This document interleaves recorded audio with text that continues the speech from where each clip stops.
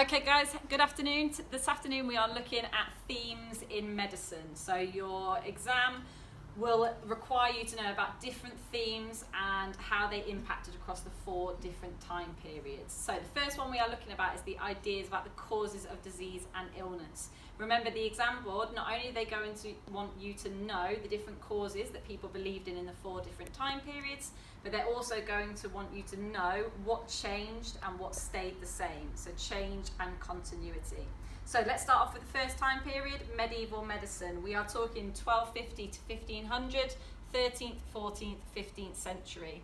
We have got both natural and supernatural explanations of what people believed caused illness. So your 2 natural explanations, you have got miasma and you've got the 4 humours. So miasma being bad smells, 4 humours, theory by Hippocrates, looking at the idea that an imbalance in your 4 humours would cause you to become ill. You've then got your 2 supernatural. So one of the biggest beliefs during this time period, because people were so religious and the church was so powerful, was that God was causing you to become ill. Okay, you had sinned and therefore you were being punished for that. That then leads on to the other supernatural belief, which is astrology. Okay, the idea that the planets and stars weren't in the correct alignment and that could cause you to become ill. So medieval, 2 natural, 2 supernatural. Let's move on to the Renaissance period. So here's where you need to start considering what stayed the same, what changed. Change and continuity. What stayed the same? You've got your 4th humours theory. Remember, that's a natural theory. It is starting to die off during this time period, but people still do believe in it. You've also got the miasma theory, very popular during the Renaissance. So these are 2 examples of continuity there. You've also got your supernatural. God is still an explanation for illness, but because of things like the Black Death, and because of the English Reformation and the church, challenge to the church's authority, it's starting to decline in terms of its power.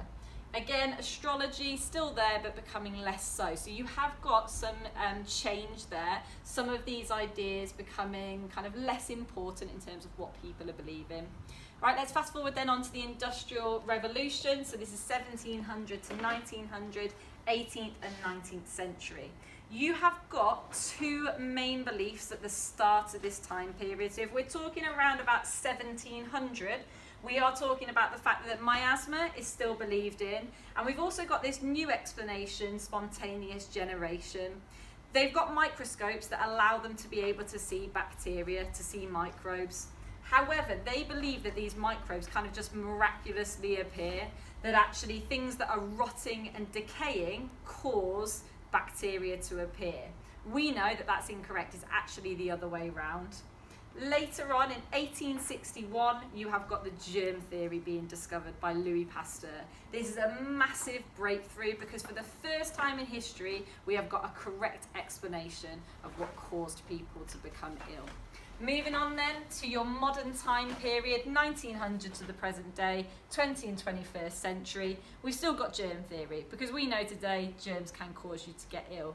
However, they had also advanced on to knowing that genetics, your DNA passed on to you from your parents, that you could get hereditary diseases. Also lifestyle factors, things like smoking, drinking alcohol, going on tanning beds, sharing needles.